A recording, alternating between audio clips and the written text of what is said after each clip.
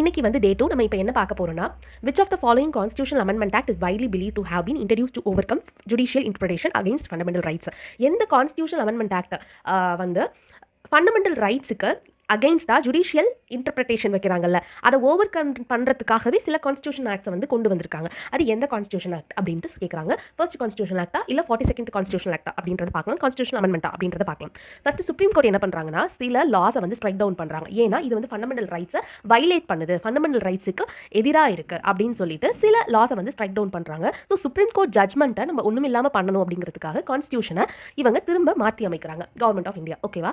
இப்போ சில constitution amendment act இருக்குல்ல, சில சட்ட திருத்தங்கள் எதுக்காக பாஸ் பண்ணப்படுதுன்னா, ஸ்பெசிஃபிக்காக கோர்ட்டோட டிசிஷனை ஓவர் கம் பண்ணுறதுக்காகவும், கோர்ட்டோட டிசிஷன் ஒன்றுமே இல்லை அப்படின்றதுக்காகவும், அதை பண்ணுறதுக்காகவே கான்ஸ்டியூஷன் அமெண்ட்மெண்ட் ஆக்டை வந்து கொண்டு வராங்க. மெயினாக அது எப்போ கொண்டு வராங்க, ஃபண்டமெண்டல் ரைட்ஸை வைலேட் பண்ணுதுன்னு சொல்லிட்டு கோர்ட் டிசிஷன் வந்து இதை வந்து ஸ்ட்ரைக் டவுன் பண்ணுங்க அப்படின்னு சொல்ற சில லாஸ்க்கு அகைன்ஸ்டா இவங்க கான்ஸ்டியூஷன் அமெண்ட்மெண்ட் ஆக்ட் வந்து கொண்டு வராங்க.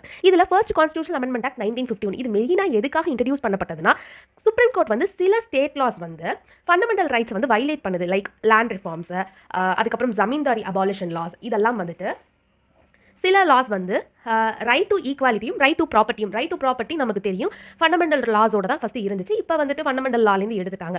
அதனால இவங்க என்ன பண்ணாங்கன்னா, கவர்மெண்ட் ஆஃப் இந்தியா வந்துட்டு article 31A article 31B 9th ஷெடியூலையும் ஆட் பண்ணாங்க. இதுக்கு நான் தனியாகவே ஒரு ஷார்ட்ஸ் போட்டிருப்பேன் பாருங்க.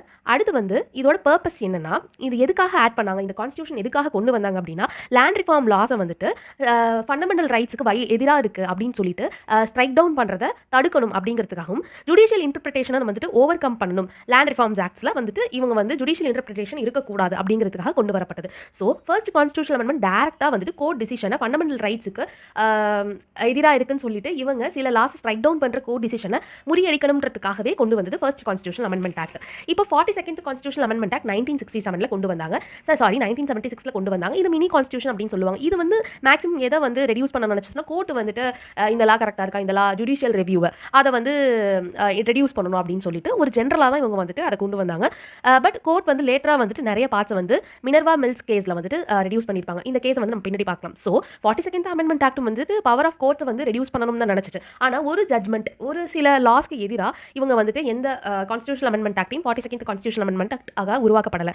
இது மெயினாக உருவாக்கப்பட்டதுக்கு ரீசன் நிறைய இருக்குது. ஆனால் first constitutional amendment act supreme கோர்ட்டோட ஜட்மெண்ட்ஸை வந்துட்டு முறியடிக்கணும், ஃபண்டமெண்டல் ரைட்ஸுக்கு எதிராக இருக்குன்னு சொல்லிட்டு சில லாஸை ஸ்ட்ரைக் டவுன் பண்ணுறாங்க.